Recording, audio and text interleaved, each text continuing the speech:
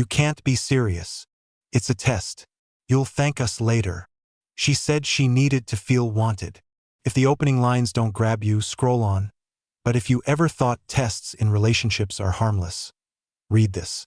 I was engaged. She told me she loved me. Her 3 closest friends, all divorced, all convinced they were doing the right thing. Convinced her to spend a week pretending to have an affair to fix our relationship. They scripted it, coached her, timed texts, and documented my reaction like it was a social experiment. They called it a wake-up. I called it torture. I'm telling the whole week because I kept everything.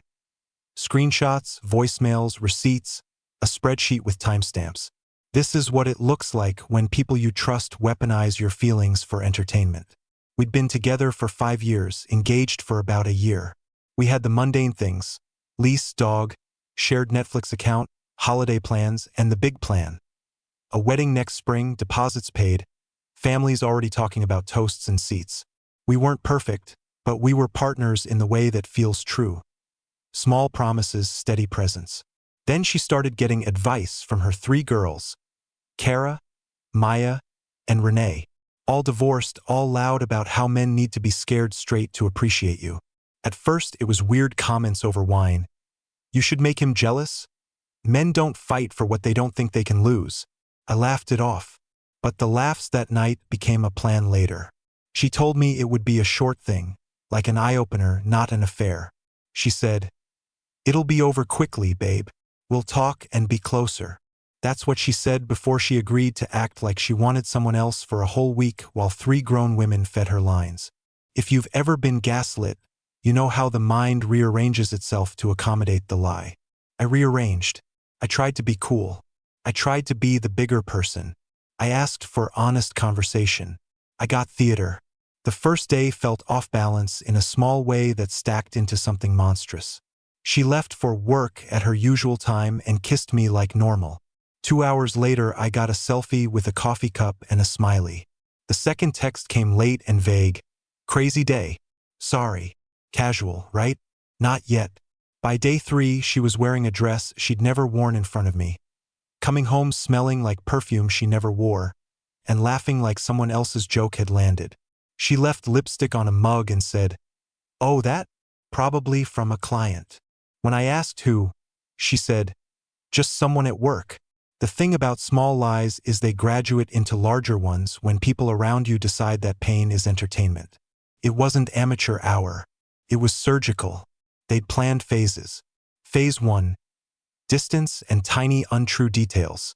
Phase 2, staged late nights and forgotten calls. Phase 3, visible signs, a scarf not hers, a lipstick mark on a coffee cup. Phase 4, a possibly staged date they debated in the group chat. Phase 5, the reveal, supposedly, to see if I'd wake up and fight for the relationship. They literally made a list and a timeline and celebrated like it was a prank. My fiancée called it Project Reignite in a text I'll never forget because she sent me a screenshot by accident the night after Kara's bragging voicemail. The voicemail is the thing people want proof of, so here, it's 1:12 a.m., Kara's slurring and ecstatic with herself. "We finally did it," she says. "She followed the script. You should have seen him. You were being so cute, texting and checking up. This is sociological gold." I listened to that message at 3 a.m. with my phone under my pillow and felt something in my chest turn to glass. I called my fiancée. She didn't answer. I texted. No reply. When she finally picked up, I asked, "What the hell did you just do?" She said, flat, "It was a test." When I asked who approved of this test and why she involved our relationship like a homework assignment, she said, "They know what they're doing. You'll see. I should have left then. Plenty of people would have. I didn't. Mostly because of the slow-burning hope that she'd come clean and we'd laugh about the ridiculousness of it and walk away closer for having survived a stupid stunt. I wanted to believe her. I wanted to believe I wasn't the gullible one made into a spectacle. So I stayed and watched the theater unfold. The worst part, she didn't stop when it went wrong. She had opportunities. When I asked direct questions, she deflected. When I showed hurt, she was coached to be calm. Say she was stressed, say I feel neglected, and then turn it back on me for not being understanding. That was in the messages. One of them actually wrote, "Gaslight him gently if he pushes." I read that sentence and felt like someone had taken a hand and pressed my face into the floor until I couldn't breathe. By day for the performance had clear props. A coffee mug with lipstick, a receipt for a late-night coffee, a burner number that texted from a fake coworker congratulating her on the promotion, all placed on purpose to trigger me. I was triggered. I stalked our chats like a dumb man detective trying to catch what I feared. I texted less coherent messages. I sent a voice note begging to talk. Her replies were measured, deliberate, sometimes empty. When I confronted her with things I'd found, receipts, missing hours, the odd smell of a cologne I'd never seen in our bathroom, she would say, "I'm sorry you feel this way," and her friends would tell her what to say next. It hit me the night Kara called me to gloat. She didn't call to say sorry. She called to say, "We did it." She laughed. I recorded it because in that moment I compartmentalized.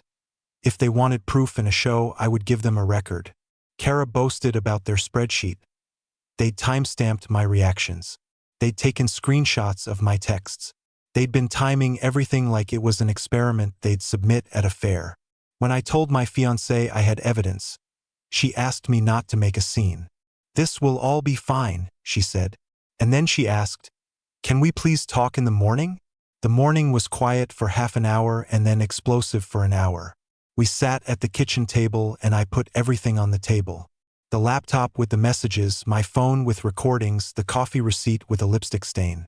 She started crying when she realized Kara had said the recordings existed and that I had them. She said she felt guilty. She said she wanted to stop. She said she'd only meant to scare me, to make me fight for us. She said they were trying to help. She said she didn't know it would hurt me so much. She said a lot of things that are the usual lines people deliver when the reality of their choices hits them. I wanted to believe her because she was the person I planned to marry. I wanted to believe she wouldn't throw everything away for a dare from friends who'd already written off their marriages. I didn't want to leave. I packed a bag for 3 nights anyway.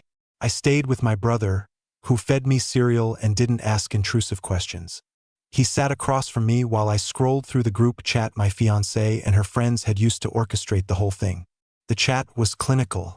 They debated how far to push the date phase. "If he leaves, mission accomplished," one of them wrote. "If he doesn't, we'll reveal." There were laughing emojis next to lines about how testing men was a rite of passage.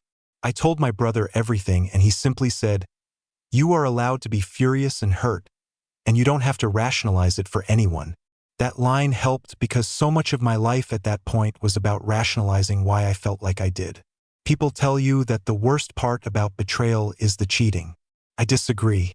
The worst part about this was the intentionality. She didn't slip. She organized. She didn't make a poor decision in the heat of the moment. She planned it and let it happen. That moved me from sadness to a different place. Anger edged with a clean clarity. If someone had made a bad impulse and come forward, the path would be messy but honest. This was a contrived stabbing. We argued for days. She asked for counseling. Kara and the others demanded that I be willing to work through it for the sake of the relationship. People I hadn't expected to weigh in did. Coworkers, mutual friends, even some family. Opinions came fast and ranged from, "Forgive her," "It wasn't real," to "Dump her." This is a red flag. Most of the people pushing to forgive were the kind who hate drama, like to keep social pictures whole, and told me that deposit money and the wedding day meant more than a week of manufactured pain. I remember thinking how easily the world leans toward maintaining appearances, even when the cost is your dignity. Money did complicate things. The venue would refund only part of the deposit. The photographer had a no-refund policy. The dress was already altered. It's all small and petty in the face of emotional damage, but in reality you have to untangle practical knots while your heart is on fire. I felt ridiculous for wasting time on contracts, but someone had to call and cancel, someone had to explain to parents, someone had to figure out logistics while also trying not to scream into pillows. She offered apologies that moved between genuine and rehearsed. Sometimes she seemed ashamed. Sometimes she slid back into defending the plan. At one point she texted me a screenshot from the chat where they'd scheduled outfits and lines, and then deleted it and said, I didn't mean any of it. I would later find more deleted messages in the backups I'd made. People who orchestrate this kind of thing are manipulative in layers. They first manipulate the victim, then their own conscience, and then the social narrative once they're called out. There's a part of me that still asks what would have happened if I'd been more present, if I'd noticed little cues earlier. That's the mental whiplash of these kinds of betrayals. Even though I was wronged, a tiny part of me became a partner in my own confusion because I started over-explaining and over-apologizing to avoid confrontation. That's exactly the posture they wanted. A man who corrected himself into compliance. I ended it when she shrugged off the idea that what they'd done was wrong. It wasn't the specific acts so much as the dismissal afterwards. When people say it was for the relationship and then treat your pain like a plot point in their sitcom, that's when you realize they'll prioritize the performance over repair.